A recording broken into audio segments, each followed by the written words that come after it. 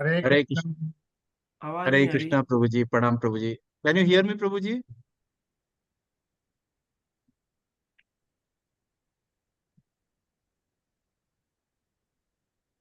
हरि बोल।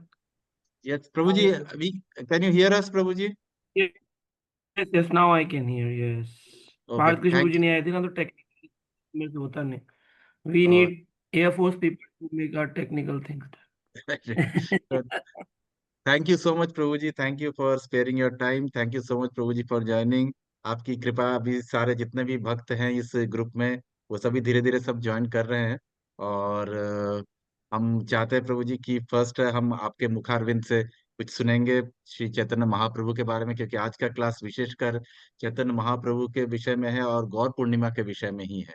क्लास तो तो आपको देखना। So how can I give class? नहीं प्रभु जी, अब आप आए हैं तो प्रभु जी आपके मुखारबिंद से कुछ तो हम सुनेंगे ही। तो वी आर सो फॉर्चुनेट कि आप आए हैं प्रभु जी। थैंक यू सो मच प्रभु जी कि आपने ज्वाइन किया and you gave this time to us. तो आई एम रिक्वेस्टिंग, पर प्रभु जी I think we should wait for another 5 minutes, क्योंकि कुछ लोग शायद ज्वाइन कर रहे होंगे अभी। तो फिर ठीक उसके है। बाद we will definitely start with ये। तो डन। यशस्वी निताई प्रभु जी भी ज्वाइन किए हैं। तो आपको अपनी विवाह वर्षगांठ पे बहुत बहुत शुभकामनाएं। जय हो एनिवर्सरी की जय। तो यशस्वी निताई प्रभु जी का आज वर्षगांठ है, विवाह तो वर्षगांठ। घाट है।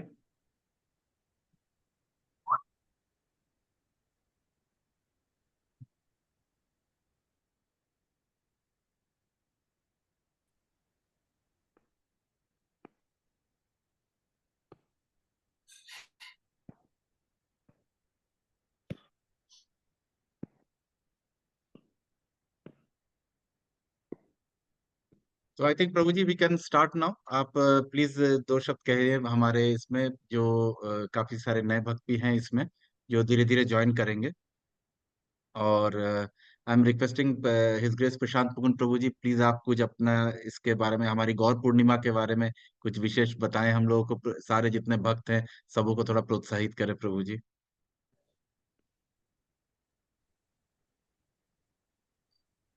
हरे कृष्णा। तो हरे कृष्ण। मैं धन्यवाद देना चाहता हूँ अद्वैत गोसाई प्रभु जी का, जो उत्साह से सभी भक्तों को गौर पूर्णिमा की ओर लेकर के चल रहे हैं। गौर पूर्णिमा जो कि भगवान श्री चैतन्य महाप्रभु के प्राकट्य का दिन है, जन्म दिवस है। तो राधा रानी का जन्म अष्टमी तिथि पर होता है, और भगवान कृष्ण का जन्म भी अष्टमी तिथि को होता है। राधा अष्टमी कृष्ण जन्माष्टमी। लेकिन जब अष्टमी और अष्टमी तिथि दोनों जुड़ जाती हैं, तो वो बन जाती है पूर्णमासी। 8 और 8 को जोड़ते हैं तो 15 बनता है। तो पूर्णमासी का दिवस ही है जब भगवान चैतन्य महाप्रभु आते हैं, क्योंकि राधा रानी और कृष्ण दोनों का युगल मिलित रूप है ना। तो इसलिए पूर्णमासी का दिवस उन्होंने चुना। और भगवान कृष्ण का जब अवतरण हुआ चैतन्य महाप्रभु के रूप में, तो ग्रहण लगा था। तो इस वर्ष भी ग्रहण लग रहा है उसी लीला को पुनर्स्थापित करने के लिए। तो ग्रहण के कारण, कई सारे कारण आचार्यों ने बताए हैं।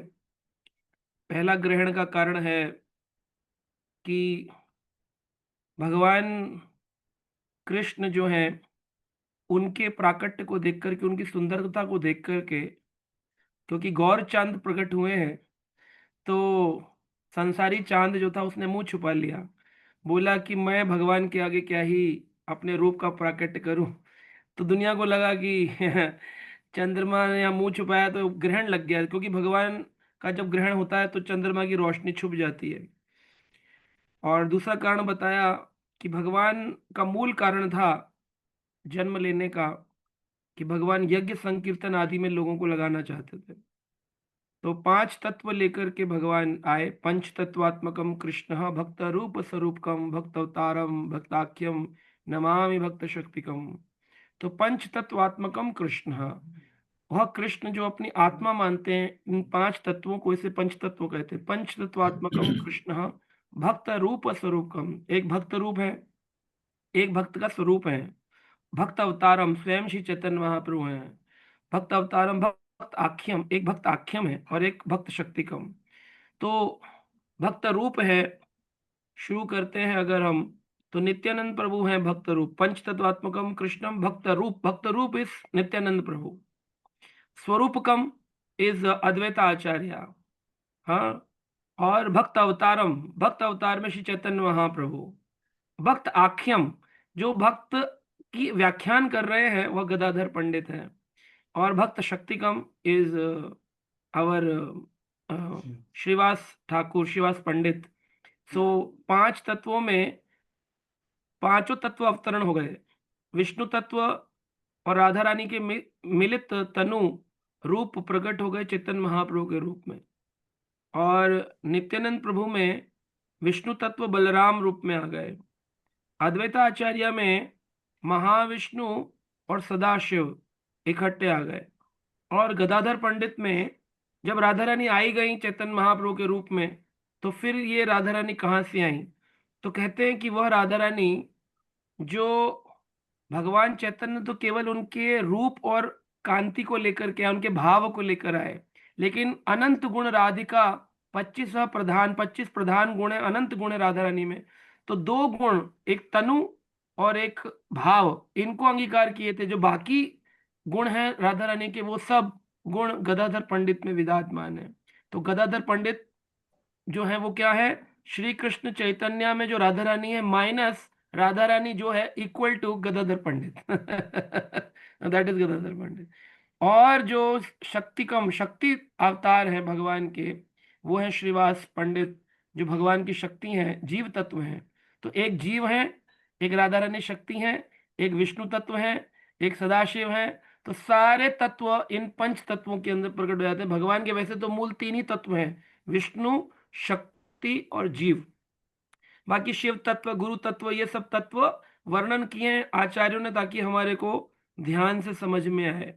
सो ओवरऑल ये सभी तत्व इन पांच तत्वों के अंतर्गत आ जाते हैं। अगर हम इन पंच तत्वों को स्मरण करते हैं, इनको प्रणाम करते हैं, तो हम सृष्टि के अंदर जितने भी तत्व विराजमान हैं, यही वेति तत्व वेता से ही गुरु है। जो व्यक्ति तत्व से इनको जान जाएगा वो गुरु बनने योग्य है। किबा विप्रा किबा न्यासी शूद्रो की नाय, यही व्यक्ति तत्व वेता से ही गुरु है। वो गुरु है जो तत्व से इन पंच तत्वों को जान जाए। तो ये जो पांच तत्व है राधा रानी और भगवान कृष्ण जो मूल रूप से ये प्रकट हुए गौर पूर्णिमा दिवस पर। तो चंद्र भगवान का कारण क्या था आने का? यज्ञ संकीर्तनम प्राय जनते ही सुमेधसा, बुद्धिशाली लोग भगवान के संकीर्तन आंदोलन में लगे, तो भगवान ने ग्रहण लगा दिया। ग्रहण जब लगता है तो आप मंत्र सिद्ध कर सकते हो, आपका जो मंत्र है उसको सिद्ध कर सकते हो। ज्यादा चैंटिंग करेंगे ग्रहण काल में तो मंत्र सिद्ध होता है। इसका उदाहरण मिलता है भागवत में, जब भगवान कृष्ण सूर्य ग्रहण में अपने द्वारका वासियों को लेकर के कुरुक्षेत्र में ब्रह्म सरोवर में स्नान करने आए, तो उन्होंने कहा तुम सबको जप करना चाहिए, यज्ञ करना चाहिए, स्नान करना चाहिए, क्योंकि जो भी क्रिया ग्रहण काल में की जाती है वो सिद्ध हो जाती है, वो परमानेंट, उसका कभी क्षय नहीं होता, वो अक्षय हो जाती है। इसलिए ग्रहण संसारी लोगों के लिए तकलीफ का कारण है और भक्तों के लिए आनंद का कारण होता है। तो जब ग्रहण लगा था तो संसारी लोग क्या करते हैं, घबरा के बड़ी जोर जोर से नाम कर रहे थे, हे प्रभु रक्षा करो, हे प्रभु रक्षा करो, हे कृष्ण कृष्ण कृष्ण हरे हरे, हरे राम राम राम हरे। तो महाप्रभु बड़े प्रसन्न हो रहे थे कि देखो मैं आ रहा हूं, और सारे लोग क्या कर रहे हैं, नाम कराने के लिए आए हैं प्रभु। तो वो नाम भगवान ने करा दिया। तो यहाँ पर हम देख सकते हैं कि किस प्रकार, हरे कृष्ण, तो किस प्रकार भगवान ने अपने नाम संकीर्तन का प्रचार करने के लिए अपना प्राकट्य किया। तो ऐसी बहुत सारी अद्भुत लीलाएं उसी काल में। दुर्गा माई, शिव जी सभी वहां पर प्रकट हुए थे। दुर्गा माई कहती है कि अरे मेरे प्रभु प्रकट हो गए। हाँ, दुर्गा माई भी बड़ी प्रसन्न हो रही थी। और उधर हाँ, शिव जी भी प्रकट हुए थे। ये सब देवता आए थे और सारे लोग क्या सोच रहे हैं, आज बड़ा अच्छा दिवस है, सभी देवताओं के दर्शन हो रहे हैं, ये बड़ा अद्भुत दिवस है। लेकिन मूल कारण था, कृष्ण के दर्शन करने के लिए समस्त देवी देवता अवतरण लिए थे। और भगवान कृष्ण चैतन्य के आने से पहले ही उनके माता पिता जगन्नाथ मिश्र, शची माता, अद्वैता आचार्य, नित्यानंद प्रभु, इन सब का प्राकट्य हो चुका था ताकि भगवान कृष्ण का प्राकट्य हो सके। तो भगवान अपनी लीलाओं को हाँ, करने से पहले अपने ही परिकरों को, अपने पार्षदों को यथारूप इस पृथ्वी पर पहले भेजते हैं। उसके उपरांत भगवान अवतरण लेते हैं लोगों को शिक्षा देने के लिए। सो हम देख सकते हैं कि किस प्रकार भगवान कृष्ण ने इस चैतन्य रूप में अद्भुत लीलाएं करी। भगवान ने अपने वराह रूप को दिखाया, भगवान ने अपने नरसिंह रूप को दिखाया, भगवान ने अपने महाप्रकाश लीला दिखाई, भगवान ने अपने राम रूप को दिखाया, भगवान ने षडभुज रूप दिखाया, भगवान ने रामानंद राय को राधा कृष्ण अलग होकर के दिखाया कि देखो ये राधा, ये कृष्ण और ये मैं चैतन्य एक ही। राधा कृष्ण दो पूजा करने की जरूरत नहीं, एक ही में मैं हूं। तो रामानंद राय को राधा कृष्ण दिखाया, सार्वम भट्टाचार्य को छह भुज रूप दिखाया कि मैं ही राम, मैं ही कृष्ण, मैं ही चैतन्य, छह हाथ का रूप दिखाया। तो भगवान ने श्रीवास पंडित को महाप्रकाश लीला करी, 72 घंटे तक भगवान के शरीर से विष्णु तेज निकलता रहा, सारी दुनिया उनके दर्शन करती रही। तो भगवान चैतन्य को जानना सबसे सरल है। क्यों? भगवान कहते हैं कि देखिए, बड़ा सुंदर एक मैं विश्लेषण दे रहा हूं। गीता का जहां अंत होता है वहां से भागवत प्रारंभ होती है, और भागवत का जहां अंत होता है वहां से चैतन्य लीला शुरू होती है। आप कहेंगे वो कैसे? देखिए, गीता का अंत है भगवत गीता 18 अध्याय 66 नंबर श्लोक, सर्वधर्मान परित्याजम मामेकम शरणम व्रज, अहम त्वम सर्व पापेभ्यो मोक्षयिष्यामि मा शुचः। अगर तुम सब कुछ छोड़कर मेरी शरण में आओगे तो मैं तुम्हें मुक्ति प्रदान करूंगा, है ना। लेकिन भागवत में भगवान कहते हैं कि श्रीमद् भागवतम महामुनि कृते किंबा परेर ईश्वर, इससे ऊपर बढ़कर के कुछ भी नहीं है, भागवत से ऊपर कुछ भी नहीं है।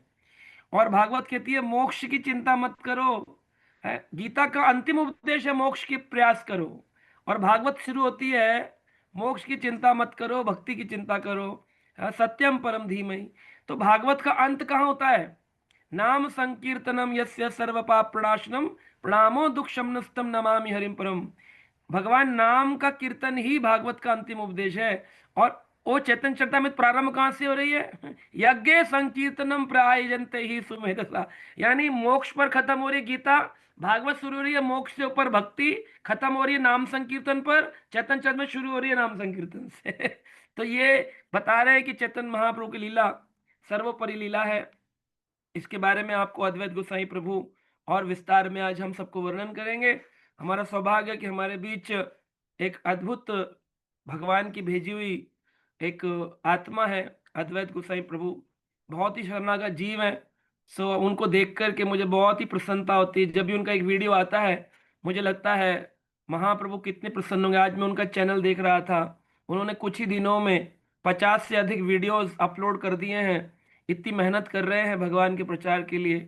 सो हमें तो बहुत वर्ष लग गए इतने वीडियो बनाने में, प्रभु जी ने कुछ ही समय में, यानी कि और तेज गति से, हमसे भी तेज गति से प्रचार कर रहे हैं। और आशा करते हैं ऐसे करते रहें। और आप सबको होली, गौर पूर्णिमा, चैतन्य महाप्रभु के जन्म दिवस की बहुत बहुत शुभकामनाएं। कल हम सब लोग होली दिवस मना रहे हैं, और कल होली पर विशेष भागवत कथाएं होंगी। होली की लीलाएं कहाँ से भागवत से आती हैं, उसके लिए आज मैंने गर्ग संहिता से कुछ अध्ययन किया, जिसकी चर्चा कल होगी। तब तक के लिए Hare Krishna, thank you so much. Thank you so much प्रभु जी, थैंक्स अ लॉट, आपने समय दिया। प्रभु जी, जो भी मैं कुछ कर पा रहा हूँ, मैं हमेशा यहाँ पे जितने भी लोग ज्वाइन होते हैं हर बार मैं उनको बोलता हूँ कि मैंने जो कुछ भी बोला है या जो कुछ मैं बोलता हूँ वो सब बेसिकली आपके ही वर्ड्स हैं। आप ही के वीडियोस को देखता हूँ, कॉपी पेस्ट कर देता हूँ मैं। तो मेरी अपनी योग्यता नहीं है प्रभु जी। अगर योग्यता होती तो आज से 2017 के पहले भी मैं बहुत कुछ कर लिया होता। तो डेफिनेटली प्रभु जी, और आप भी हमेशा बोलते हैं कि हम लोग सब जो है गुरु परंपरा पे चलते हैं। जो आचार्यों से सुना है वही बोलना है, अपने मन से नहीं बोलना है। तो मन से बोलने वाला मंकी होता है। तो आपके विचार मेरे दिमाग में हमेशा रहते हैं। तो थैंक यू सो मच प्रभु जी, अपने शरण में ऐसे ही रखिएगा। और मैं सभी जितने भी भक्त यहाँ पे अभी ज्वाइन किए हैं, जो नए ज्वाइन किए हैं, सबों से रिक्वेस्ट करूंगा कि कल आप डेफिनेटली यहाँ पे जो द्वारका में प्रशांति धाम है वहां पे आने का प्रयास कीजिए। क्योंकि मैं गारंटी देता हूँ इतने सालों तक आपने जो होली मनाई होगी वो होली असल होली नहीं थी।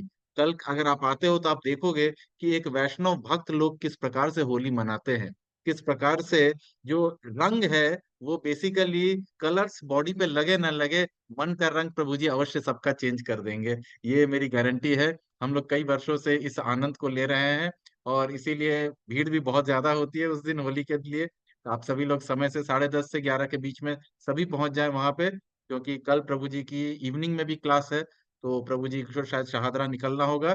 तो हम लोग सब चाहेंगे कि सब 2 बजे तक सब कुछ वाइंड अप कर दें, तो आप प्रसादम वगैरह होके फिर आगे की क्लास के लिए निकल सके। तो थैंक यू सो मच प्रभु जी for your time, thank you so much for your encouragement, thank you for everything प्रभु जी। हरे कृष्णा।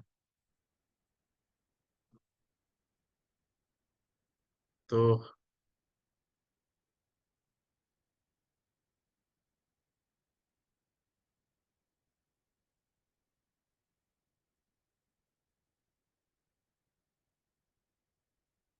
अब हम आज का क्लास स्टार्ट करते हैं। तो मेनली जो एम आई ऑडिबल, मैं मुझे मेरी आवाज आ रही है आप सबको? अच्छा। तो जी जी प्रभु प्रभु जी आज, आ रही है। जी प्रभु जी आ रही है। थैंक यू सो मच प्रभु जी। तो आज का जो क्लास है, जैसा प्रशांत कुमार प्रभु जी ने बोला, प्रशांत कुमार प्रभु जी ने बहुत ही सुंदर समा बांध दिया है।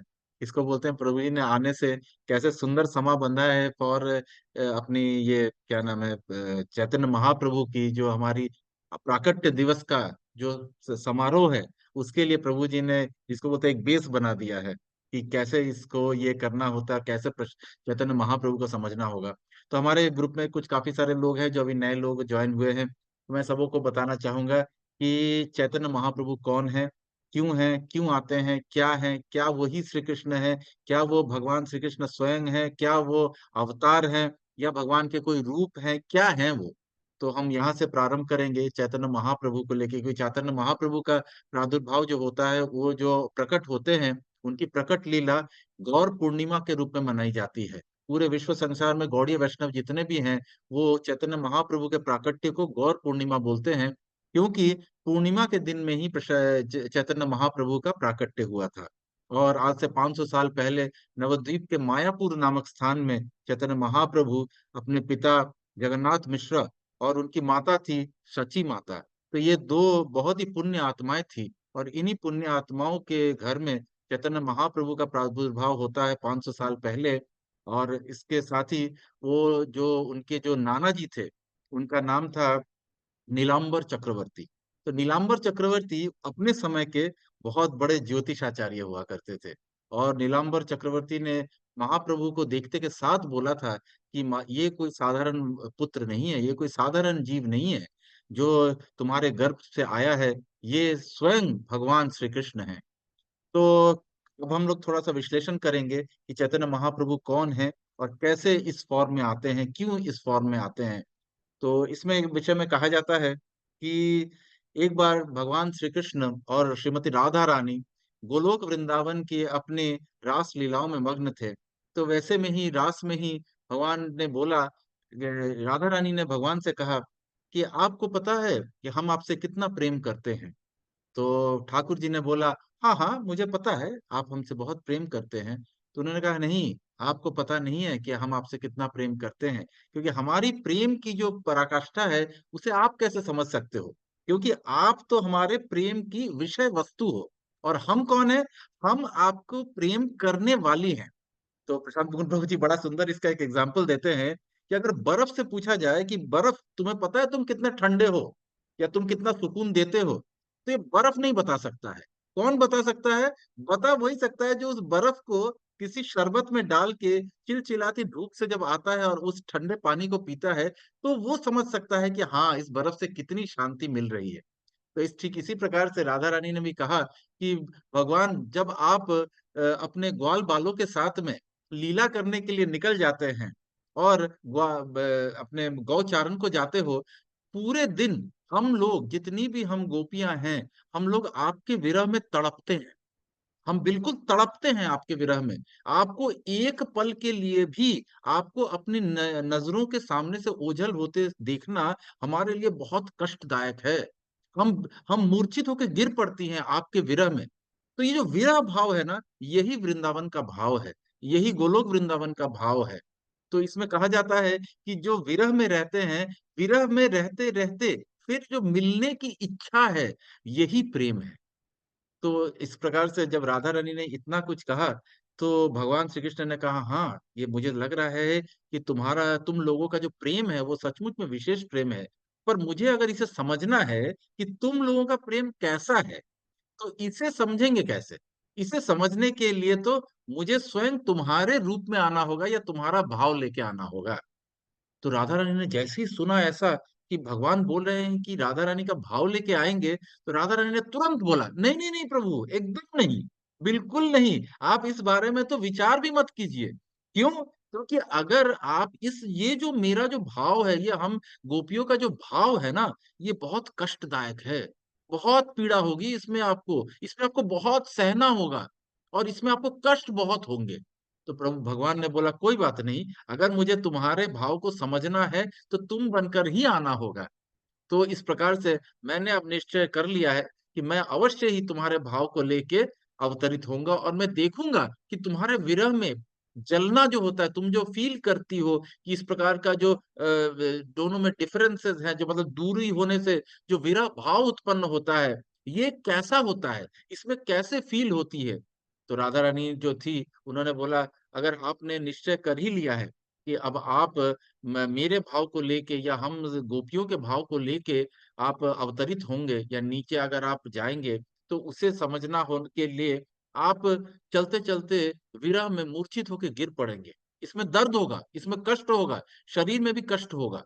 तो उसके लिए मैं आपको आपको बेसिकली मैं अपनी अंग कांति दे रही हूँ।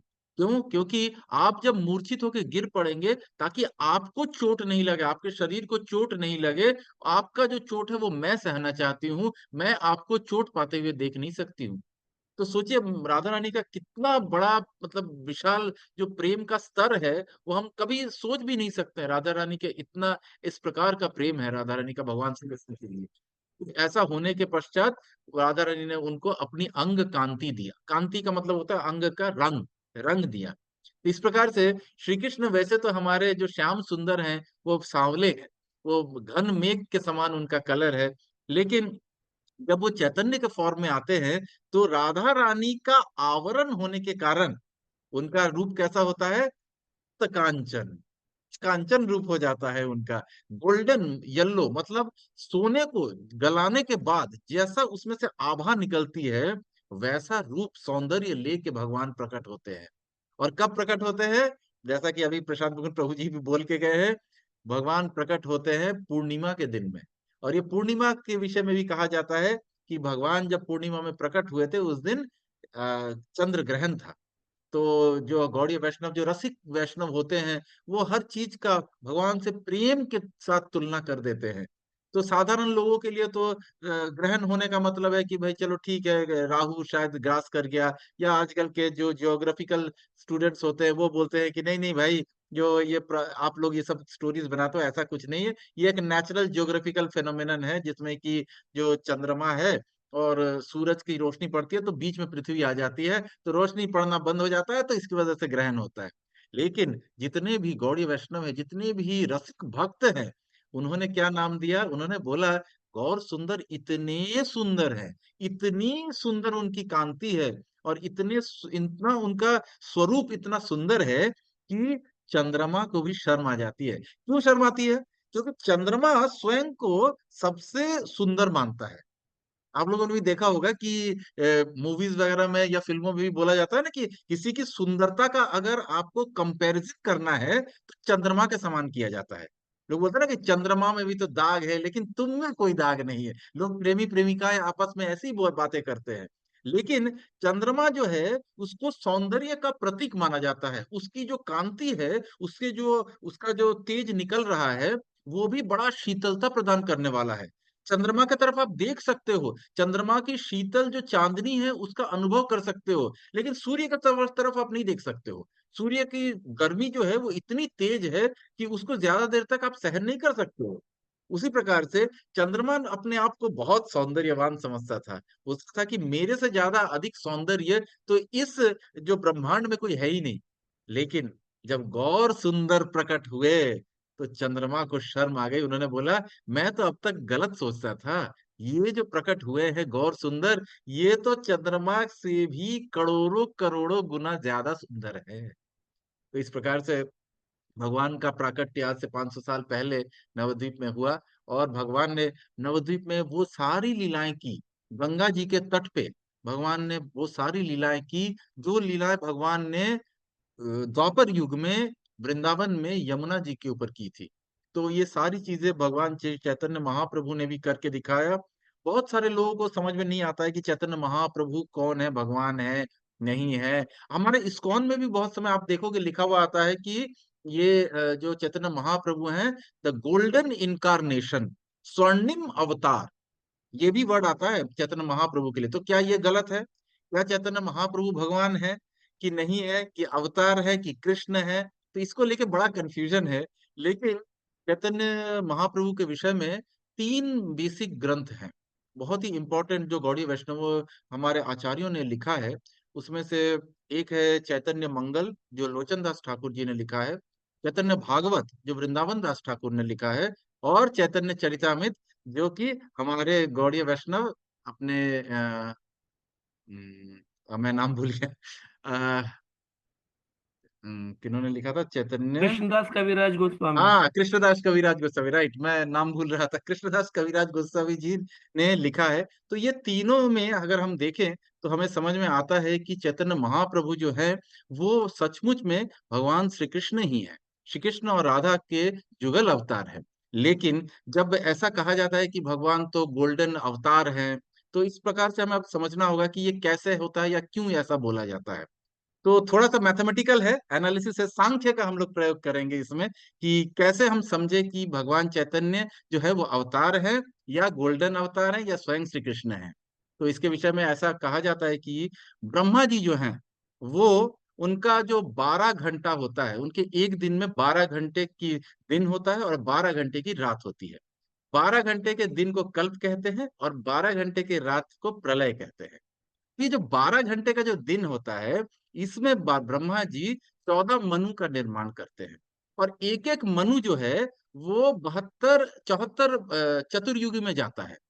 तो इन सारे मनुओं में से जो 7वें मनु होते हैं, 7वें मनु का जब अपने चतुर्युग चलता रहता है, मतलब सतयुग त्रेता द्वापर कली, सतयुग त्रेता द्वापर कली, इस प्रकार से जब युग चलते रहते हैं, इस प्रकार इसको चतुर्युग कहा जाता है। तो ये 43,20,000 वर्षों का एक चतुर्युग होता है। तो इन 43,20,000 वर्ष जब बीतते हैं तो एक चतुर्युग समाप्त होता है, और ऐसे करके 14 मनु जो होते हैं वो एक एक करके मनु आते रहते हैं। और जो 7वें मनु है उसमें ऐसा ऐसा भी चल रहा है ब्रह्मा जी का। तो 7वां जो मनु आएगा उसमें ब्रह्मा जी के 7वें मनु के 28वां जो अपना चतुर्युगी आएगा, वो जा रहा तो रहा है 74 74 अपने चतुर्युगी में, लेकिन 28वीं चतुर्युगी में जो भगवान आते हैं वो स्वयं अपने भगवान आते हैं, जो स्वयं चैतन्य महाप्रभु भगवान श्री कृष्ण ही चैतन्य महाप्रभु बन के आते हैं। और इसी के इस 28वें चतुर्युगी के ही जो अभी द्वापर गया है उसमें जो श्री कृष्ण आए हैं वो स्वयं भगवान श्री कृष्ण आते हैं। तो हम लोग काफी फॉर्चुनेट हैं, हम लोग काफी भाग्यशाली हैं कि हम लोग का जन्म जो कलयुग में हुआ है वो ऐसे वर्ष समय में हुआ है जब चैतन्य महाप्रभु स्वयं आए हैं। तो उनको इसीलिए अभी के जो मनवंतर में चैतन्य महाप्रभु आए हैं, इनको ये स्वयं चैतन्य महाप्रभु हैं, स्वयं श्री कृष्ण हैं। लेकिन बाकी के जितने भी मनवंतर में या बाकी के जितने भी चतुर्युगी में चैतन्य महाप्रभु का रूप आता है, वो उनका जो है वो अवतार ही होता है। इसीलिए वो भगवान श्री विष्णु के अवतार होते हैं, उसमें श्री कृष्ण भी नहीं आते, उसमें श्री कृष्ण के भी अवतार होते हैं।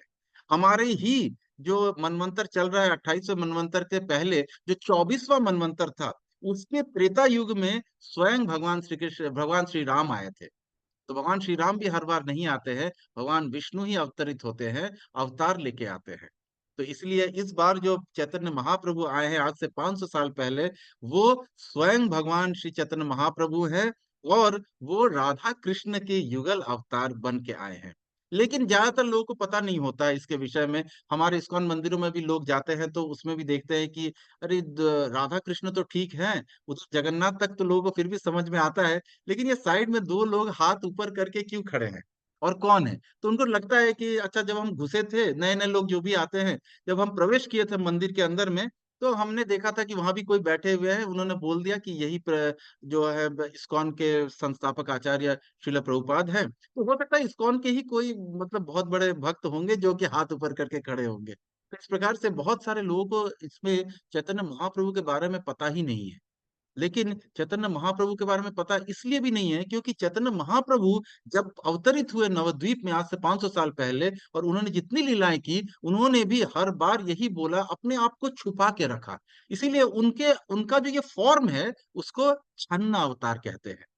चैतन्य महाप्रभु, छन्न का मतलब होता है छुपा हुआ, वो हिडन है, वो चारों तरफ से ढके हुए हैं। और भगवान क्या कर रहे हैं? भगवान स्वयं के लिए ही, अपने लिए ही तड़प रहे हैं। भगवान जो है दिखा रहे हैं कि एक भक्त को कैसे होना होता है, भक्त का आचरण कर रहे हैं।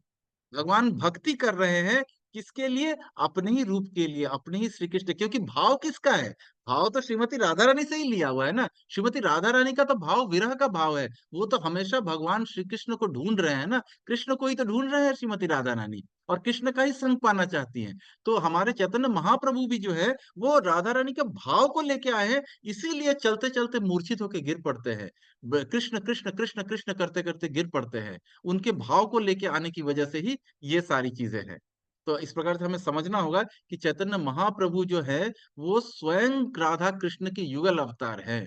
अगर हम लोगों को, और इस कलयुग के लिए, विशेषकर कलयुग के लिए जो भगवान हैं वो केवल और केवल श्री चैतन्य महाप्रभु ही हैं।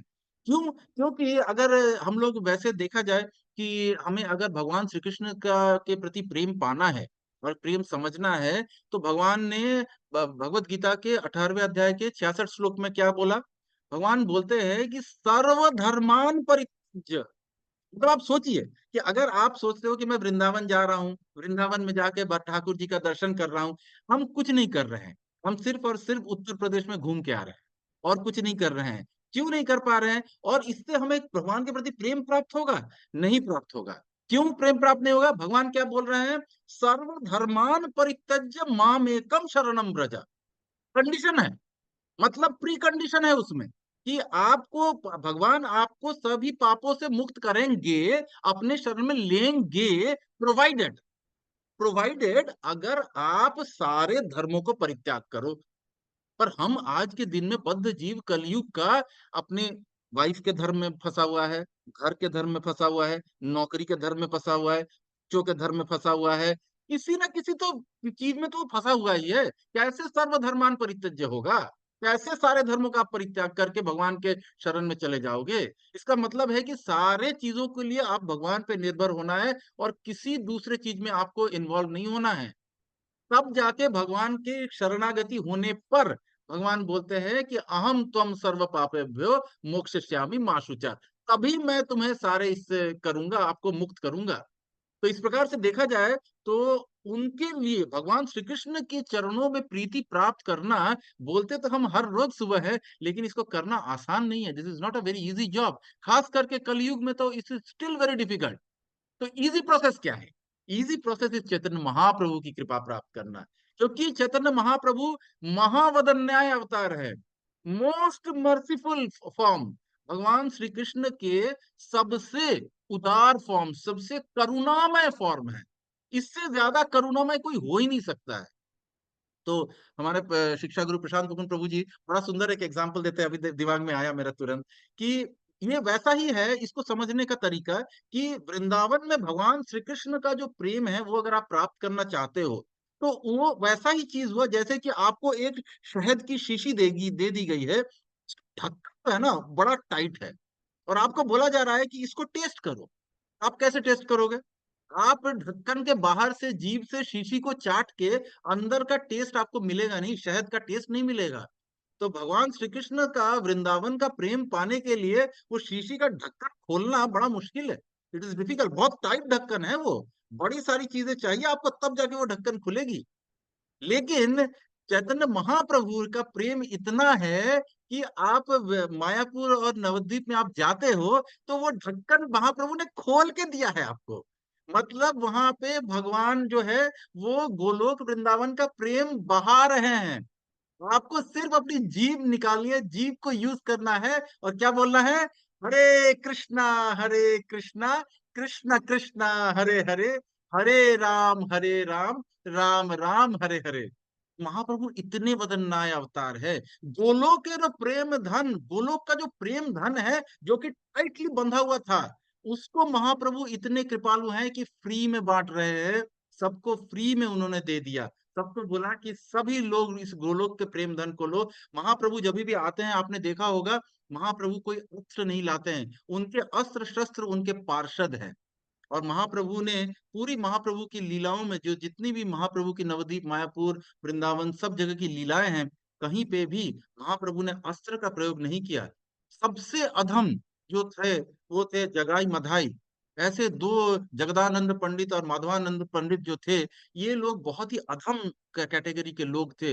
इनको इन्होंने क्या किया, नित्यानंद प्रभु के ऊपर में इन्होंने मटके से मारा था और उनका नित्यानंद प्रभु का सिर फट गया था। वो देख के महाप्रभु को क्रोध आता है और क्रोध आने से तब महाप्रभु ने चक्र, अपना सुदर्शन चक्र धारण किया था। लेकिन फिर भी हमारे नित्यानंद प्रभु, महान महावदन्याय प्रभु, उन्होंने तुरंत महाप्रभु के पैर पकड़ लिया और बोला, प्रभु आप इस अवतार में, इस फॉर्म में, इस रूप में आप जो पापी हैं उनको, उनका विनाश करने नहीं आए हैं, आप उनकी मानसिकता का विनाश करने आए हैं, उनकी गलत धारणा का विनाश करने आए हैं, आप उनकी गलत सोच का विनाश करने आए हैं। इसीलिए अस्त्र से नहीं, आप उनको दया करके करुणा से उनको परिवर्तित कीजिए। और सचमुच ऐसा हुआ। सचमुच ऐसा हुआ। जब चैतन्य महाप्रभु ने जगदानंद जगाई मधाई को दोनों हाथों से पकड़ा, तो महाप्रभु, उनके अंदर इतनी कलमश थी कि महाप्रभु का रंग जो है वो काला होने लग गया, क्योंकि उनके अंदर से महाप्रभु ने खींच के उनके सारे कलमशों को निकाल लिया।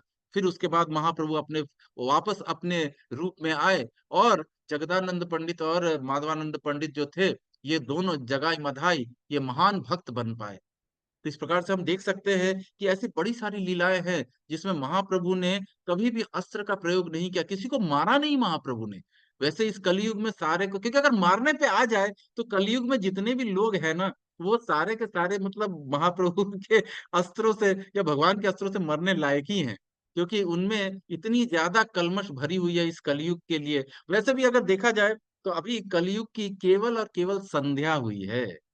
हम लोग जो जिस स्थिति में हैं, जिसमें महाप्रभु भी आते हैं, वो कलयुग की प्रथम संध्या मानी जाती है। तो संध्या किसको बोलते हैं? संध्या का मतलब होता है संधि। संधि मतलब द्वापर समाप्त हुआ है और कलयुग प्रारंभ हुआ है। अभी जितनी भी चीजें हम देख रहे हैं वो कलयुग का, जिसको बोलते हैं, प्रभु जी बड़ा सुंदर बताते हैं, ये ट्रेलर है। अभी हमें कलयुग आया नहीं है, ये सिर्फ ट्रेलर हम लोग देख रहे हैं। क्योंकि जिस दिन कलयुग आ जाएगा उस दिन ना तो भगवान की कोई मंदिर होगा, ना तो भगवत चर्चा होगी, कुछ भी नहीं होगा, केवल और केवल भगवान का नाम रहेगा।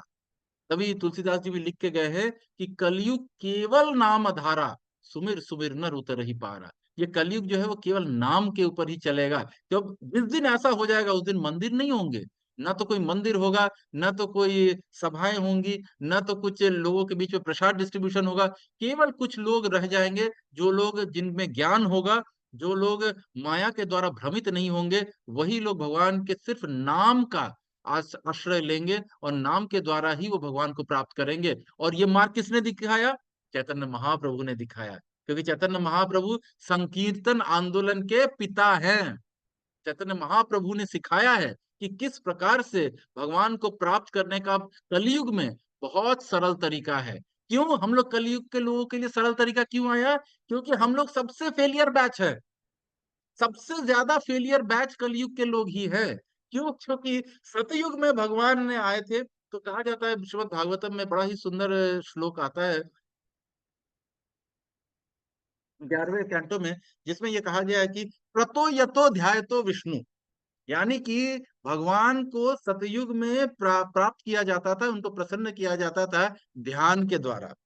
तो ध्यान के द्वारा भगवान को प्राप्त करने के लिए हम लोग देखते हैं कि ऋषि मुनि लोग हैं, कोई 20,000 वर्ष, कोई 40,000 वर्षों तक तपस्या किया। तो अब क्वेश्चन ये है कि कलयुग में तो हमारी उम्र ही नहीं है।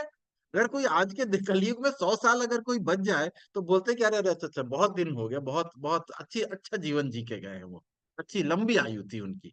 लेकिन ऐसा नहीं था। सतयुग में लोगों की उम्र करीब करीब 1 लाख वर्ष होती थी। तो आप सोचिए, 1 लाख वर्ष अगर जीना है, तो चलो 20,000 40,000 वर्षों तक अगर तपस्या कर ली तो सही बात है, तो उसमें आप भगवान को प्राप्त कर सकते थे। तो क्रतो यतो ध्यायतो विष्णु, उसमें तो आप सतयुग में भगवान का ध्यान करके आप भगवान को प्राप्त कर सकते थे। लेकिन उसके बाद कहा जाता है त्रेतायाम यजतो मुखे। मखे का मतलब होता है यज्ञ। यानी त्रेताओं में ना बहुत बड़े बड़े यज्ञ किए जाते थे, विशाल यज्ञ किए जाते थे। आपको याद होगा, त्रेता में भगवान श्री राम को लेने के लिए विश्वामित्र मुनि आए थे। क्यों आए थे? ताकि उन्होंने क्या बोला था, मैं यज्ञ करता हूं, उसमें ताड़का सुबाहु लोग आके तंग करते हैं, उसको करने नहीं देते हैं। तो आप देख सकते हैं कि यज्ञ जो है वो बेसिकली त्रेता युग के लिए था। त्रेता युग में विशाल यज्ञ करके हम लोग भगवान को प्रसन्न करते थे लोग, और भगवान को प्राप्त करते थे। लेकिन आज के युग में अगर देखा जाए, कल युग में क्या हम यज्ञ कर सकते हैं? तो प्रश्न ये है कि क्या कलयुग में भी यज्ञ हो सकता है, ऐसा क्या अग्नि यज्ञ? तो इसका आंसर होता है बिल्कुल नहीं हो सकता है। जो भी हम करते हैं, लेकिन फिर भी हम लोग करते तो है। चाहे कोई भी हमारा संस्कार हो, उसमें भी हम लोग अग्नि यज्ञ करते हैं। साथ ही अगर गृह प्रवेश हो रहा है तो उसमें भी हम लोग यज्ञ करते हैं। तो ये सब यज्ञ हम क्यों करते हैं? ये त्रेता युग से चला आ रहा है, ये त्रेता युग का कॉपी पेस्ट है। लेकिन ये इसको करके कोई फायदा नहीं है, क्योंकि ना तो आज के कलयुग में हमारे पास में जिसको बोलते हैं उत्तम क्वालिटी का घी है, ना तो उत्तम क्वालिटी की लकड़ी है। शुद्ध लकड़ी, शुद्ध घी, शुद्ध घी घी उसमें यज्ञ में डालने की आहुति कुछ भी शुद्ध नहीं है। और वो तो छोड़िए, इसके अलावा जो ब्राह्मण हैं, जो यज्ञ कराने वाले हैं, वो आपको कहाँ से मिलेंगे? जो पुरोहित होते हैं, जो ऋत्विक है, जिन लोगों ने जो उसमें पुरोहित का काम करेंगे, ऐसे शुद्ध ब्राह्मण आपको कहाँ से मिलेंगे? जिनको कि हर एक मंत्र एकदम शुद्धता के साथ आता है। पहले जमाने में त्रेता युग में कोई भी जो यज्ञ होता था, उसमें जो अग्नि प्रज्वलित होती थी, वो मंत्रों के माध्यम से होती थी। काष्ठ के अंदर में ही अग्नि होती थी, जो कि मंत्रों के उच्चारण से प्रज्वलित हो उठती थी। परंतु क्या आज के दिन में आपने कहीं पे भी ये देखा है या कभी पे सुना है कि आपके घर पे कोई पंडित जी आ रहे हैं या कोई पूजा करने के लिए आ रहे हैं, तो वो अग्नि जलाने के लिए अवश्य ही आपसे दियासलाई मांगेंगे। वो बोलेंगे मैच बॉक्स देना, अग्नि करना है। उसके बाद अब देख सकते हैं, ये कॉमन है, क्योंकि वो क्षमता नहीं है। जो ब्राह्मण है उसमें वो क्षमता नहीं है, क्योंकि वो इस प्रकार का यज्ञ कर ही नहीं सकते हैं। तो फिर यज्ञ करने का क्या फायदा है? यज्ञ करने का सिर्फ एक ही चीज होता है, धुआं। कुछ नहीं होता इसके अलावा, केवल धुआं होता है। और धुएं से जो सामने वाले जो पुरोहित होते हैं, वो हर बार स्वाहा स्वाहा करते हैं, और जो पीछे बैठे लोग हैं, वो चश्मा उतार के आहा आहा यही करते हैं। आंखों से पानी आता है, और हमेशा अपने सामने वाले से पूछते रहते हैं, हाँ भाई और कितने बाकी है, और कब तक चलेगा ये? तो इस प्रकार से हम देख सकते हैं कि केवल धुआं होता है, और इस यज्ञ का कोई विशेष फल है नहीं। सिर्फ आपके मन की शांति है। हम लोगों ने सीखा हुआ है त्रेता युग से कि ये यज्ञ होता है। तो यज्ञ को करने के लिए भी यज्ञ वेदी की भी बड़ी बड़ी महानता है उसमें। बड़ा उसका विधान है कि कैसे आप लोहे के वेदी में, आजकल तो पोर्टेबल वेदी चलती है जो पंडित जी लोग साथ लाते हैं, लोहे की वेदी में कर देते हैं। कुछ लोग तो घर के ऊपर में वो क्या तसला ना क्या बोलते हैं, उसको रख के उस पे कर लेते हैं। तो ये इस प्रकार से लोहे के बर्तनों पे यज्ञ करना जो है, ये शास्त्र के विरुद्ध है। ऐसा यज्ञ का कोई फल नहीं है, कोई लाभ नहीं है। पुरोहित जी जो भी आएंगे, आपके पास में आने के पहले ही आपसे पहले ही मोल भाव कर लेंगे कि हाँ हाँ बताइए क्या क्या यज्ञ करना है। ओके ठीक है, ग्रह शांति यज्ञ भी करना है, गृह प्रवेश यज्ञ भी करना है, ये भी करना है। इसके लिए तो हम लोग कम से कम 5100 लेंगे आपसे। जिस भी ब्राह्मण ने, जिस भी पुरोहित ने आपके अपने मुख से अपनी कॉस्ट, अपनी वैल्यू उन्होंने बता दी, समझ लीजिए वो पुरोहित जो है वो ब्राह्मण है ही नहीं। क्योंकि ब्राह्मण कभी भी अपने मुख से वो कॉस्ट नहीं बता सकता है। वो जो उसका यजमान को जितना पसंद होगा, जितना उसकी क्षमता होगी, उसको भी, यजमान की भी यह कर्तव्य होता है कि वो ब्राह्मण को संतुष्ट करे। वो ब्राह्मण को इतना दे कि उसे ब्राह्मण संतुष्ट होके जाए। असंतुष्ट होके नहीं जाए। लेकिन आजकल को तो ये तो कमर्शियल डीलिंग है कि भाई मेरे घर में होना है तो भाई कितना लगेगा आप बता दीजिए। तो इस प्रकार से हम देख सकते हैं कि यज्ञ हम कर ही नहीं सकते हैं, तो त्रेता युग वाला यज्ञ भी फेल है इसका मतलब। तो इसके बाद आता है द्वापरे परिचार्या। द्वापर में भगवान की परिचर्या होती है। परिचर्या का मतलब होता है भगवान को आरती हो रही है, धूप दिखाए जा रहे हैं, चावर किए जाते हैं। ये सारी चीजें आप लोगों ने अभी भी देखी होगी, काफी सारी मंदिरों में अभी भी चल रही है ये। मंदिरों में, हमारे इस्कॉन मंदिरों में बड़ी सुंदर परिचर्या होती है, मॉर्निंग से लेके इवनिंग तक में बड़ी बार परिचर्या होती है। और डेफिनेटली वो सारी परिचर्या जो है वो शास्त्र के अनुसार ही की जाती है। तो इस्कॉन के मंदिरों में तो फिर भी परिचर्या का एक पूरा प्रोसेस फॉलो किया जाता है। और नारद पंचरात्र में जिस प्रकार से विधि बताई गई है, श्री नारद मुनि ने जैसा बताया है, उसको इस्कॉन में फिर भी फॉलो किया जाता है। लेकिन बाकी सनातन मंदिरों में क्या परिचर्या हो रही है, भगवान को ही पता है और उस मंदिर वालों को पता है। तो इस प्रकार से हम देख सकते हैं परिचर्या करना भी आसान नहीं है। इट्स वेरी डिफिकल्ट, बहुत डिफिकल्ट है परिचर्या करना। अगर आप इस्कॉन के मंदिरों में कभी जाओ और उसके अंदर घुस के आपको समझ में आएगा कि इसके लिए कितनी तैयारी करनी पड़ती है, जो पुरोहित होते उनको कितनी तैयारी करनी पड़ती है। बहुत ज्यादा कठिन चीज है ये परिचर्या इतनी आसान चीज नहीं है कि आप परिचर्या करके भगवान को प्रसन्न कर लोगे। ये आसान नहीं है, this is not a very easy thing, job. तो इसके अलावा जो इस प्रकार से हम देख सकते हैं कि कलयुग में, तो फिर जो अब बचा क्या कलयुग में, बताओ। द्वापरे परिचार्यां कलौ तद हरि कीर्तना। तो कलयुग में केवल जो जो हमारी यहाँ पे भगवान को प्रसन्न करने की जो उपाय है, वो तद हरि कीर्तनात्, भगवान कृष्ण की कीर्तन करना, संकीर्तन करना, आपस में मिल के सारे भक्त मिल के संकीर्तन करना ही जो है वो एकमात्र उपाय है कलयुग के लिए। क्योंकि बाकी सारे जो प्रोसेसेस है डिफरेंट डिफरेंट युगों में हमने देखा वो सारे फेल्ड है, उसमें से कोई भी आप कर नहीं सकते हो कलयुग में।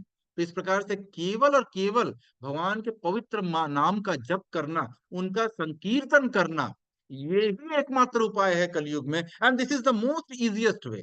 बाकी सारी चीजें अगर आप करने जाओगे भी तो आप देखोगे सतयुग वाले को तो आप छोड़ ही दो, क्योंकि आपकी तो उम्र ही नहीं है उतनी। आप तो मैक्सिमम 100 साल, 100 100 100 साल जी लोगे, इससे ज्यादा तो कोई जी नहीं सकता है आज के कलयुग में। उम्र प्रतिदिन घट रही है, तो इस प्रकार से जो कलयुग के लिए संकीर्तन यज्ञ जो है, इसको स्थापित किसने किया? श्री चैतन्य महाप्रभु ने, जो स्वयं भगवान श्री कृष्ण है।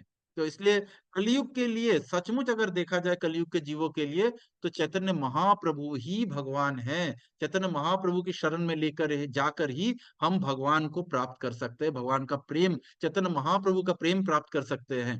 चैतन्य महाप्रभु का प्रेम प्राप्त करने का मतलब ही हो गया कि हमने स्वयं श्री कृष्ण का प्रेम प्राप्त किया।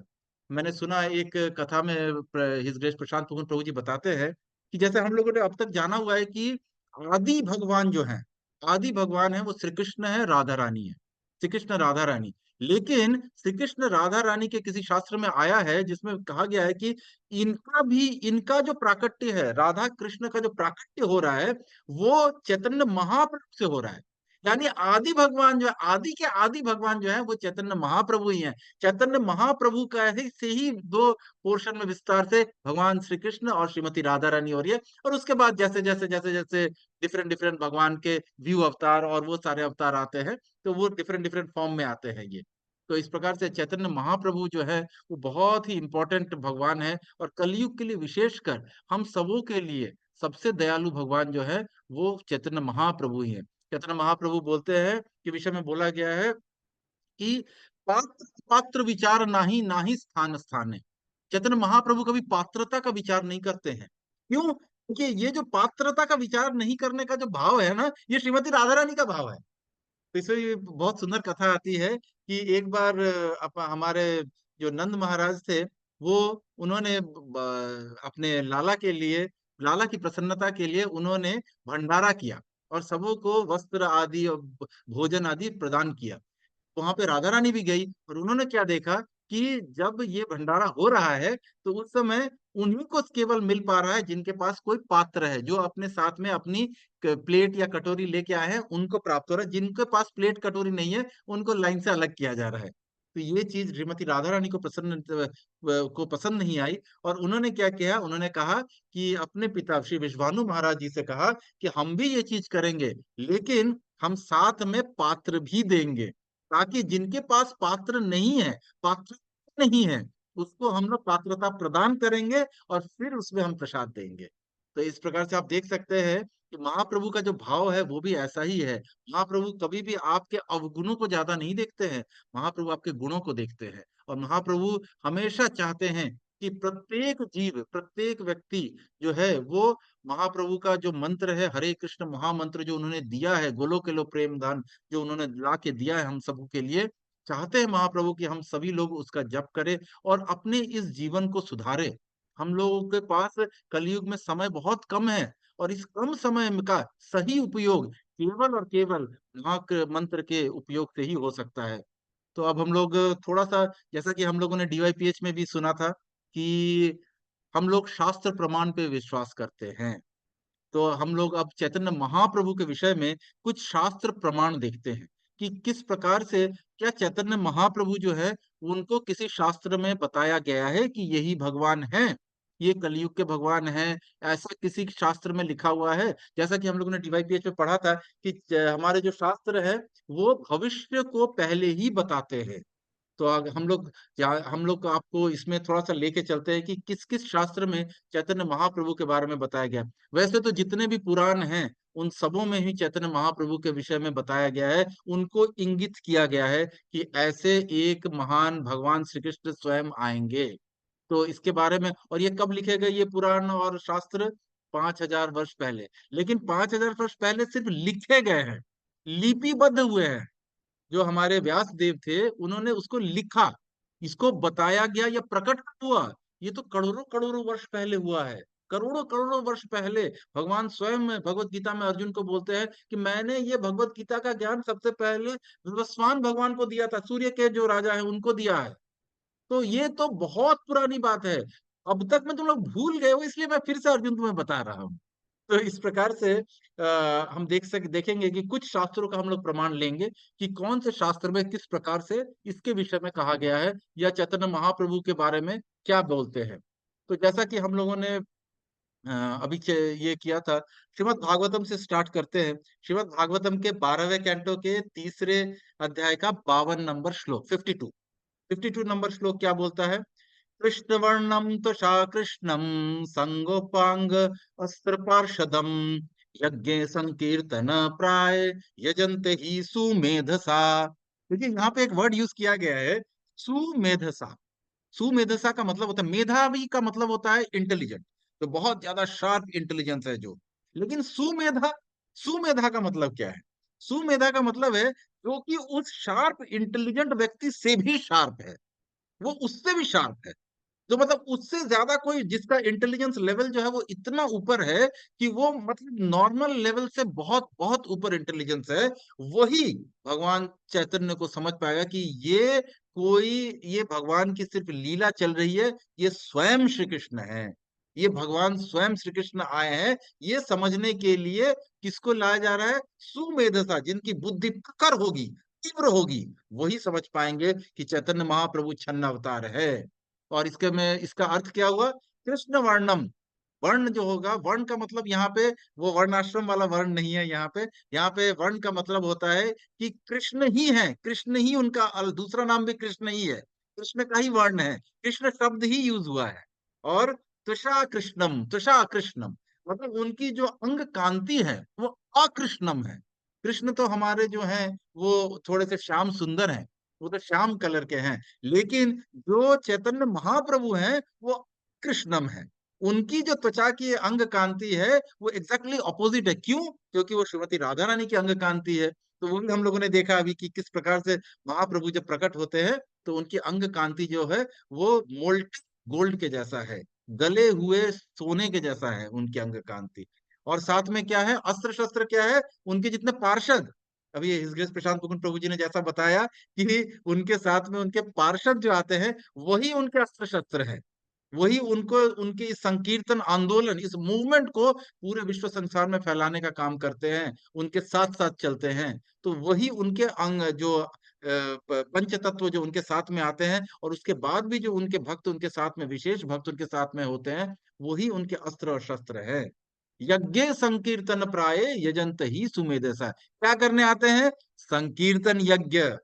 यज्ञ कलयुग का कौन सा है? वो होम वाला यज्ञ नहीं है, आहा स्वाहा, वो नहीं है। जो कलयुग का यज्ञ है वो है संकीर्तन यज्ञ है। अब हम थोड़ा सा इसके बाद आगे बढ़ते हैं, देखते हैं पुराणों में कहीं पे कोई व्याख्या है क्या। तो इसमें आता है गरुड़ पुराण में भगवान श्री विष्णु स्वयं जो है वो अपने गरुड़ जी को उपदेश दे रहे हैं चैतन्य महाप्रभु के विषय में। देखिए गरुड़ गरुड़ पुराण का उदाहरण है। अहम पूर्वे भविष्यामि युग संध्या युविष्यते मायापुर नवद्वीपे भविष्यामि सचीसुता। ये मतलब इतने दिया हुआ है, मतलब पूरा का पूरा एड्रेस बताया हुआ है ये गरुड़ पुराण में। गरुड़ पुराण में भगवान का विषय में बोल रहा है कि अहम पूर्वे भविष्य में, मैं भविष्य में होऊंगा। कहाँ पे होऊंगा? एड्रेस बता रहे हैं। मायापुर नवद्वीपे, नवद्वीप में एक स्थान होगा मायापुर, वहां पे मैं आऊंगा। देखिए यहाँ पे कैसे भगवान बोल रहे हैं इस बात को, और कब आऊंगा यहाँ पे भी वो भी बोला है। भविष्यामि युग संध्या विषेत, मतलब युगों की जो दो संध्या होगी, अभी हमने संध्या के विषय में पढ़ा कि दो युगों का मिलन जहां पे हो रहा है, यानी कि द्वापर समाप्त कलयुग प्रारंभ, ये दोनों का बीच की जो संध्या हो रही है, ये जो ज्वाइनिंग हो रही है, जो संध्या काल है, इसमें ही आऊंगा, प्रथम संध्या में आऊंगा। तो हम देख सकते हैं कि द्वापर समाप्त हुए 5,000 वर्ष ही हुए, और ये जो संध्या काल है ये बेसिकली आपका 15,000 सालों तक चलेगा। तो 5,000 वर्ष समाप्त होने के बाद महाप्रभु आज से 500 साल पहले प्रकट हो रहे हैं, और इसीलिए अभी तक में सिर्फ 5,000 वर्ष बीते हैं। तो हमारे इस्कॉन के फाउंडर आचार्य शिल प्रभुपाद हमेशा बोलते थे कि इस्कॉन का जो ये मूवमेंट है, जो ये महाप्रभु के नाम को पूरे विश्व संसार में फैलाने का जो हमारा काम है, ये काम कब तक चलेगा? अगले 10,000 वर्षों तक चलेगा। क्यों? क्योंकि तब तक ही संध्या है, उसके बाद धीरे धीरे सारे मंदिर समाप्त हो जाने वाले हैं, क्योंकि तब घोर कलयुग का समय प्रारंभ होगा। तो इस प्रकार से हम देख सकते हैं कि इसमें एग्जैक्ट टाइमिंग भी बताया जा रहा है। और आखिरी में क्या बोल रहे हैं? भविष्यामि सची सुता। सुता का, सुत का मतलब क्या होता है? सुत का मतलब होता है पुत्र, और शची माता के पुत्र के रूप में मायापुर में नवद्वीप में प्रकट होऊंगा। मतलब इससे ज्यादा प्रमाण आपको कुछ चाहिए क्या? तो इसमें गरुड़ पुराण में इतना भयंकर प्रमाण दिया हुआ है, एक एक चीज भविष्य के बारे में बताई हुई कि क्या वहां पे होगा। तो एक और पुराण लेते हैं, पद्म पुराण। पद्म पुराण में भी कहा गया है कले प्रथम संध्यायाम। देखिए कले प्रथम संध्यायाम, कलयुग की जो प्रथम संध्या होगी उसके विषय में बोल रहा है। कले प्रथम संध्यायाम गौरांग तम महीतले, गौरांग होगा, जो रंग होगा वो गौर होगा, वो भी बोल दिया गया है, पद्म पुराण में बोल रहे हैं। कले प्रथम संध्यायाम गौरांग तम महीतले भगीरथे तटे रमे भविष्यामि सुता। कहाँ पे? भगीरथ, भगीरथ मतलब गंगा जी के तट पे। भगीरथे तटे रमे मतलब गंगा जी के तट पर। कौन, कहाँ पे आऊंगा मैं? भविष्यामि, मैं होऊंगा, प्रकट होऊंगा। कहाँ पे? सची सुता, फिर से वापस आ रहा है, सची माता के पुत्र के रूप में आऊंगा। तो इस प्रकार से हम देख सकते हैं कि किस प्रकार से इसमें जो जितने हमारे पुराण हैं, जितने हमारे शास्त्र हैं, वो चीख चीख के बोल रहे हैं कि कलयुग में जो भगवान है वो स्वयं महाप्रभु के फॉर्म में प्रकट हुए हैं। वही महाप्रभु जो है वो स्वयं कृष्ण हैं। जो चैतन्य महाप्रभु के बारे में कहा जाता है, राधा कृष्ण चैतन्य नाही अन्य। जो राधा कृष्ण है इनका ही युगल फॉर्म है चैतन्य महाप्रभु। इसीलिए चैतन्य महाप्रभु के विषय में जितने भी शास्त्र हैं वो विशेष करके, अगर हम लोग कृष्णदास कविराज गोस्वामी जी का रचित चैतन्य चरितामृत लेते हैं, तो उसमें भी कहा गया है कलि युग युग धर्म नामेर प्रचार ताते लागे पीत वर्ण चैतन्य अवतार। क्या लिख रहे हैं? पीत वर्ण के होंगे, पीले रंग के होंगे भगवान। पीले रंग के भगवान जो है वो चैतन्य अवतार के फॉर्म में आएंगे। उसके बाद वो लिख रहे हैं तप्त हेम कांति प्रकांड शरीर, उनकी जो कांति होगी तप्त हेम जैसी होगी। मतलब कैसा होगा? उनका जो शरीर की जो आभा है वो कांति जो है वो गोल्डन मोल्टन गोल्ड के जैसी होगी। और प्रकांड शरीर होगा। महाप्रभु की जो हाइट होगी वो काफी लंबी हाइट थी। अजानु भुजा लंबित, उनकी उनकी जो भुजाएं होंगी वो नीचे घुटनों तक जाती होंगी। खड़े होके अगर हाथ को स्ट्रेट करते हैं तो उनकी भुजाएं घुटनों तक जाती हैं, इतना लंबे चौड़े भगवान की ये। भगवान के विषय में बोल रहे हैं नवमेघ जिनी कंठ ध्वनि गंभीर। उनकी जो ध्वनि होगी बड़ी गंभीर होगी, बहुत गंभीर आवाज होगी उनकी। तो इस प्रकार से चैतन्य महाप्रभु के बारे में आपने देखा कि सारे शास्त्र में बताया जा रहा है। और सिर्फ इतना ही नहीं, महाप्रभु के पैरों में जो चिन्ह हैं वो भी प्रमाण करते हैं कि वही स्वयं कृष्ण है, राधा कृष्ण के युगल अवतार है। हम लोग जानते हैं कि भगवान श्री कृष्ण के पैरों में 19 चिन्ह हैं, 19 से साइंस हैं। जब भगवान श्री कृष्ण वृंदावन के पथों पे चलते थे तो उसके उनके पैरों के जो निशान पड़ते थे उसमें 19 चिन्ह मिलते थे। और श्रीमती राधा रानी के चरणों में भी 19 चिन्ह हैं। तो चैतन्य महाप्रभु के चरणों में 32 चिन्ह है, 32। क्यों है? क्योंकि 6 चिन्ह कम हो जाते हैं। वो इसलिए कम होते हैं क्योंकि 6 चिन्ह जो हैं वो श्रीमती राधा रानी और भगवान श्री कृष्ण के लिए कॉमन है, वो सेम है। तो इसीलिए 6 चिन्ह कम होते हैं और भगवान के चरणों में 32 चिन्ह मिलते हैं। तो चैतन्य महाप्रभु ने अपना षडभुज अवतार दिखाया है। उन्होंने सर्वभौम भट्टाचार्य जो कि जगन्नाथ पुरी के जो टेम्पल प्रेसिडेंट थे, उनको भी वो महान मायावादी थे, लेकिन चैतन्य महाप्रभु के साथ आने से वो बहुत बड़े गौड़ीय वैष्णव भक्त बने वो। तो इस प्रकार से महाप्रभु ने पूरी दुनिया में सभी तरफ अपने भक्ति का प्रचार किया, अपने जो नाम का प्रचार किया। ये जो नाम जो है, महाप्रभु बोलते हैं कि इस संसार में जितने भी स्थान है वहां पे, हर स्थान में, अली गली मोहल्लों में, सभी के घर से हरि नाम का संकीर्तन आवाज आना चाहिए। क्योंकि जैसा कि शास्त्रों में कहा गया है कि अगर आपके घर में कम से कम एवरीडे, प्रतिदिन, अगर 3 घंटे का भी, 3 घंटे का अगर आप हरिनाम संकीर्तन करते हैं तो आपका घर गोलोक वृंदावन बन जाता है। हरिनाम की इतनी महिमा है। तो अगर आपके घर में भगवान का संकीर्तन हो रहा है तो वो घर जो है वो गोलोक वृंदावन जैसा बन जाता है। तो इस प्रकार से हम देख सकते हैं कि चैतन्य महाप्रभु जो हैं वो बहुत ही महान बदन्य अवतार है, बहुत दयालु अवतार है, बहुत ही आपकी आपकी गलतियों को क्षमा करने वाले अवतार हैं। आपके मिस्टेक्स को क्षमा करने के लिए महाप्रभु आए हैं और आपको उद्धार करने के लिए आए हैं। ऐसे स्वयं श्री कृष्ण जब आ जाते हैं तो अगर उसका भी अगर हम लोग फायदा नहीं उठाएंगे, ऐसे चैतन्य महाप्रभु की शरणागति नहीं करेंगे, तो हमारे लिए भगवान श्री कृष्ण और राधा रानी का कितना भी हम प्रेम के प्रति हम लोग दिखाते रहे, वो प्रेम प्राप्त करना बहुत ही कठिन है, बहुत बहुत मुश्किल है। उसके लिए तो कलयुग में जो सबसे इम्पोर्टेंट जो और सबसे आसान तरीका जो है वो सिर्फ और सिर्फ क्या है, चैतन्य महाप्रभु द्वारा प्रदान किया गया हरिनाम संकीर्तन है। तो इस हरिनाम संकीर्तन को हमें अपनाना चाहिए, हर किसी को। इसीलिए जब भी आप देखते होंगे इस्कॉन मंदिर में जो कोई भी नए पुराने जो भी भक्त आते हैं, उनको सबसे पहले क्या किया जाता है? बोला जाता है कि आप माला करो, आप भगवान का नाम लो। ये जो भगवान का नाम लो, माला करो वाली जो ये जो प्रोसेस है, ये चैतन्य महाप्रभु से आ रहा है। उन्होंने ही सबको दिया है कि भगवान का नाम लो। भगवान के विषय में आता है कि भगवान एक बार जा रहे थे और उन्होंने देखा एक धोबी को जो कि अपने कपड़े पीट पीट के धो रहा था। तो भगवान ने उसको बोला कि तुम क्यों नहीं भगवान के पवित्र नाम का जप करते हो, हरे कृष्ण महामंत्र का जप क्यों नहीं करते हो? तो उसने बोला, अरे महाप्रभु, अगर मैं जप करने बैठ गया तो मेरे कपड़े कौन धोगा, आप धोगे? तो महाप्रभु इतने बदन्नाय हैं, महाप्रभु ने बोला, हाँ, मैं तुम्हारे लिए कपड़े धोऊंगा, परंतु तुम भगवान के पवित्र नाम का जप करो। भगवान के पवित्र नाम का जप करने के लिए स्वयं महाप्रभु ने एक धोबी के कपड़े धोए। तो हम देख सकते हैं महाप्रभु कितने प्रेम पूर्वक हम सबों को ये हरिनाम दे रहे हैं, जो कि गोलोक का प्रेम धन है।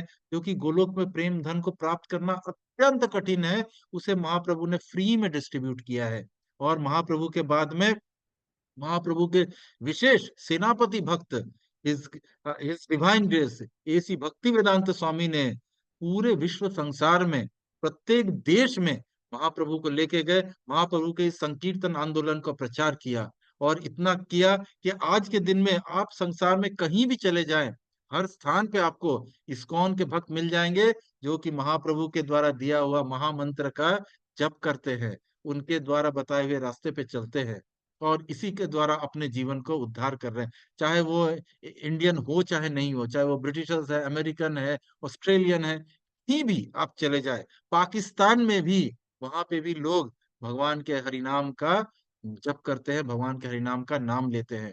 तो जितने भी गांव गांव, देश देश, विदेश, सब जगह भगवान के पवित्र नाम का प्रचार किया हमारे शिला प्रभुपाद ने। और उसके बाद शिला प्रभुपाद के विनीत भक्तों ने पूरे संसार में शिला प्रभुपाद के मिशन को जीवित रखा। और आज के दिन में हम देख सकते हैं हमारे शिक्षा गुरु प्रशांत मुकुंद प्रभु जी भी अपने समय को पूरा का पूरा समय उन्होंने इसी प्रचार के कार्यक्रम में दिया हुआ है, इसी प्रचार के माध्यम से दे रहे हैं। उनका सिर्फ और सिर्फ एक ही उद्देश्य है कि इस संसार में जितने भी लोग हैं उन सबों तक ये ज्ञान पहुंचे कि कलयुग में केवल और केवल हरिनाम संकीर्तन ही उद्धार कर सकता है।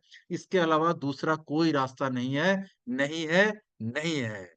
इस प्रकार से हम लोग देख सकते हैं कि हमें ऐसे सुंदर और ऐसे वदन्याय, ऐसे करुणावान भगवान का प्राकट्य है ये गौर पूर्णिमा के दिन में। और गौर पूर्णिमा को सांसारिक लोग जनरली होली मनाते हैं। तो होली जो है वो आप देखते होंगे उसमें कलर्स खेला जाता है। कुछ लोग उसमें नशीले पदार्थों का इस्तेमाल भी करते हैं, कुछ लोग उसमें ताश खेलते हैं। लेकिन ये होली नहीं है, ये तो जिसको बोलते हैं तामसिक विचारधारा है। और बहुत ही गंदी वे में होली खेलने का तरीका है। ये कोई होली खेलने की तरीका नहीं है। असली होली का जो महत्व है वो सिर्फ इसीलिए है कि हमारे सबों के प्रिय भगवान श्री गौरांग महाप्रभु का आविर्भाव हो रहा है। इसीलिए होली जो है वो गौरांग महाप्रभु को दिमाग में रखते हुए, उनके विषय में सोचते हुए, उनको प्रसन्न करने के लिए। अब उनको प्रसन्न कैसे करेंगे? अधिक संख्या में जप करके। हमें अधिक से अधिक संख्या में उस दिन जप करना होता है, ताकि गौरांग महाप्रभु को यही सबसे ज्यादा पसंद है। उनको ये पसंद नहीं है कि आप जाके उनकी परिचर्या करो या कुछ उनके लिए विशेष यज्ञ कर रहे हैं, ये उनको पसंद नहीं है। उनको क्या पसंद है? आप कितना हरिनाम ले रहे हो, ये जो काउंट है ना, यही सबसे इंपॉर्टेंट है। और भगवान उसी में प्रसन्न होते हैं। तो आप सबों से रिक्वेस्ट है कि चैतन्य महाप्रभु का जो आविर्भाव दिवस आ रहा है, जो कि गौर पूर्णिमा के रूप में सेलिब्रेट होगा, उसमें अवश्य ही अधिक से अधिक संख्या में भगवान के पवित्र नाम का जप कीजिए, ताकि भगवान श्री चैतन्य महाप्रभु का आपको कृपा प्राप्त हो। और उनकी कृपा प्राप्त होने से आपके जीवन पे जितने भी समस्याएं हैं, जो भी दुख कष्ट है, वो सब महाप्रभु समाप्त कर देंगे। और महाप्रभु क्योंकि बहुत करुणावान, बहुत ही वदन्याय अवतार है भगवान के। तो अब मैं आज अपनी वाणी को यहीं पे विराम दूंगा। आई थिंक हमारे साथ में अ, दीपांकर प्रभु जी भी ज्वाइन कर चुके हैं। तो हम विशेष रूप से दीपांकर प्रभु जी का धन्यवाद करते हैं कि आप भी हमारे यहाँ पे ज्वाइन हुए हैं इस ग्रुप क्लास में। तो मैं रिक्वेस्ट करूंगा दीपांकर प्रभु जी कि प्लीज आप एक चैतन्य महाप्रभु के लिए, जो गौर भगवान के लिए एक सुंदर भजन करें, ताकि हम सभी भक्तों को इसमें आनंद प्राप्त हो। हरे कृष्णा। हरे कृष्ण। आप ही सभी भक्त के चरणों में मेरा दंडवत प्रणाम। एक छोटा सा भजन गा रहा हूँ मैं। अभी गौर पूर्णिमा आने वाला है, तो हम एक महाप्रभु से प्रार्थना करेंगे। ठीक है। ये बेसिकली आप लोग तो पता ही है, जो भजन जो है, मैं और हमारे अद्वैत गोसाई प्रभु ही अच्छे से समझ सकते हैं, क्योंकि ये भजन जो है बंगाली में है। तो आप लोग वैष्णव पदावली अगर आसपास आपके पास है, तो वैष्णव पदावली एक बार ले लीजिए और वहां पे देखिए, गौरांग तुम्ही मोरे दया ना छाड़ियो, ये भजन है। इस भजन के थ्रू हम प्रार्थना करेंगे चैतन्य महाप्रभु से, जे प्रभु आप कभी हमारे ऊपर से दया की भाव ना हटाइए। ठीक है, हमें आपके चरण में स्थान दीजिए। हम आपके चरण के लिए सब कुछ छोड़ के आपका जो चरण है उसका शरण लिया। ठीक है। हरी हरी। तो यही जो भाव है इस भजन के अंदर प्रकाश पा रहा है। ठीक है, तो मैं गाऊं, यस आप लोग प्रभु की जी, इजाजत यस। है तो। यस प्लीज तो प्रभु। जिनके जिनके पास वैष्णव पदावली है, वो खोल के देख सकते हैं। प्रभु जी, आई थिंक अ, अपने मोबाइल्स में भी हम लोग चेक कर सकते हैं, उसमें भी हाँ। आपको वैष्णव पदावली मिल जाएगी। गौरांग गौरांग तुम्ही मोरे दया ना छाड़ियो। मैं एक बार फिर भी एक बार आप लोग ढूंढ लीजिए। मैं थोड़ा सा इसका समराइजेशन कर देता हूँ। यस प्रभु। जैसे वही मैंने बोला, जो हम इस भजन के थ्रू वही बोल रहे हैं गौरा चैतन्य महाप्रभु को, जो आप कभी भी हमारे ऊपर से दया की भाव ना हटाइए। ठीक है, हम आपके चरण के आपके चरण में हम शरण लिया हूँ, आश्रय लिया हूँ। हमें वहां से मत हटाइए। ठीक है। आपको आपका ये चरण पाने के लिए हम सब कुछ छोड़ दिया, घर, संसार सब कुछ छोड़ दिया, ठीक है? तो हम आपको यही बोल रहा हूँ, आपके हमें आपके चरणों में रख दीजिए, हमें उससे दूर हटाए नहीं हटाइए। और ये जो बड़ा छोटा भजन है, ये जो भजन है, ये वासुदेव घोष लिखा है। तो वासुदेव घोष मतलब प्रेयर कर रहे चैतन्य महाप्रभु से, वो हम लोगों के लिए ही है, ठीक है? तो ये है इस भजन की सामान्य सबस्टेंस, ठीक है? समरी है, ठीक है? तो मैं गा रहा हूँ। गौरांग তুমি মোরে দয়া না ছাড়িও, গৌরাঙ্গ তুমি মোরে দয়া না ছাড়িও, আপন করিয়া রঙ্গা, আপন করিয়া রঙ্গা চরণে রাখিও,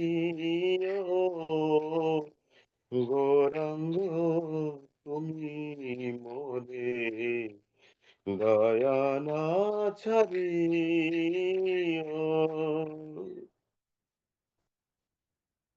তোমার চরণ লাগি সব ত্যাগিলু,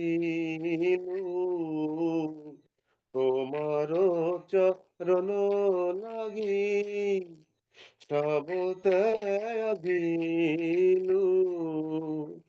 শীতল চরণ পায়া, শীতল চরণ পায়া শরণ লইলু, গৌরাঙ্গ তুমি মোরে দয়া না ছাড়িও।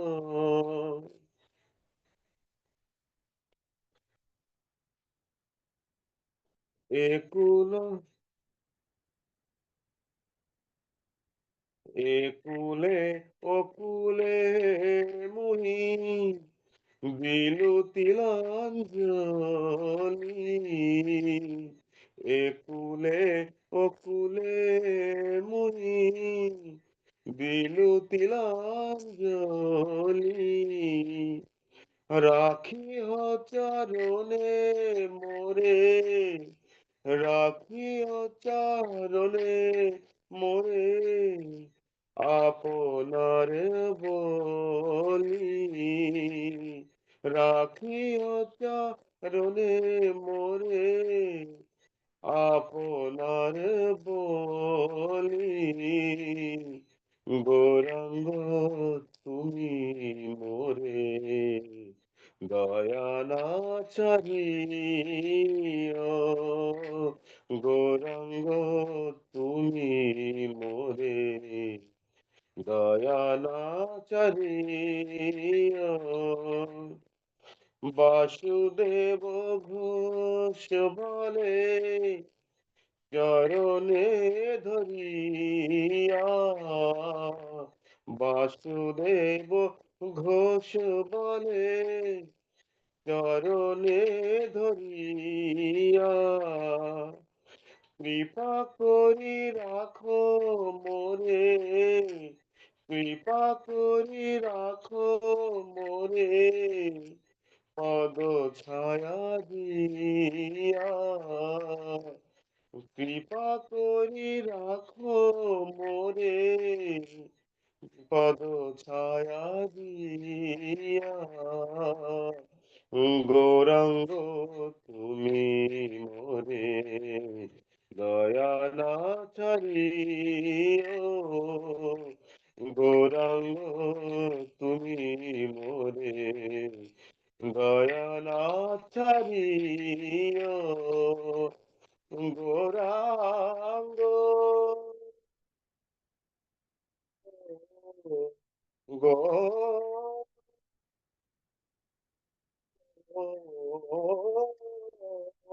গৌরাঙ্গ, গৌর গৌর গৌরাঙ্গ, গৌর গৌর গৌরাঙ্গ। গৌর গৌর গৌরাঙ্গ গৌর গৌর গৌরাঙ্গ গৌরাঙ্গ গৌরাঙ্গ গৌরাঙ্গ গৌরাঙ্গ গৌরাঙ্গ গৌরাঙ্গ জয় নিত্যানন্দ নিত্যানন্দ নিত্যানন্দ নিত্যানন্দ নিত্যানন্দ নিত্যানন্দ হরে কৃষ্ণ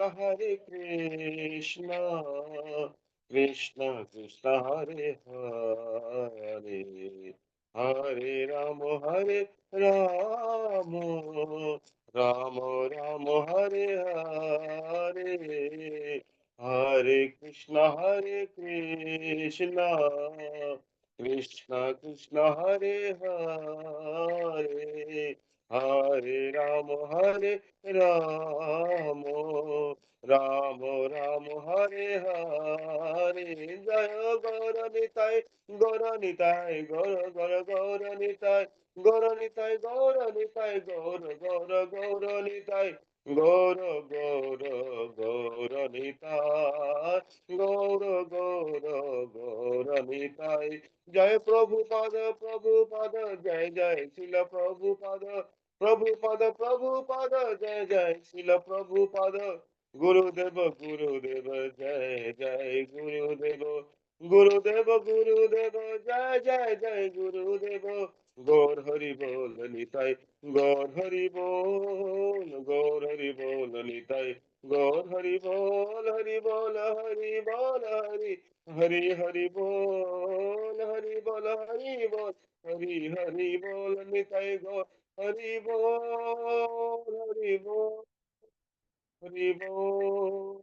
হরি বল নিতাই গৌর হরি বল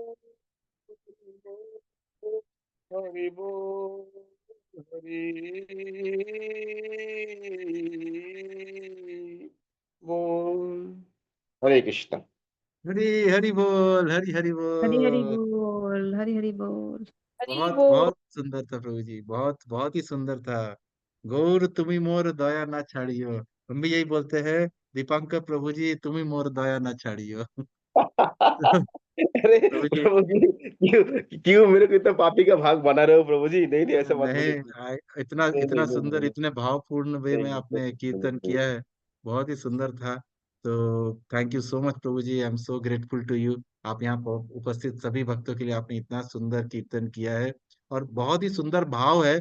मैं रिक्वेस्ट करूंगा जितने भी लोग यहाँ पे हैं वो ये वैष्णव पदावली बोल के एक बुक आती है, ये इस्कॉन की बुक है, आप इसमें अवश्य इसको ले लीजिए। इसमें आपको ये कीर्तन मिल जाएगा और इस कीर्तन को आप पढ़ सकते हैं। इसका भाव बहुत ही सुंदर है कि किस प्रकार से वासुदेव घोष चैतन्य महाप्रभु से कृपा मांग रहे हैं कि आप मुझे अपने चरणों से अलग मत कीजिएगा। तो ये बहुत ही सुंदर कीर्तन है, यह बड़ा ही सुंदर वे में हमारे दीपांकर प्रभु जी ने इसे प्रस्तुत किया है। तो इसके साथ ही हम आज की गौर कथा यही समाप्त करते हैं। गौर चर्चा आप सभी लोग यहाँ पे ज्वाइन किए, आप लोगों के चरणों में बहुत बहुत धन्यवाद। आप लोग यहाँ पे आए।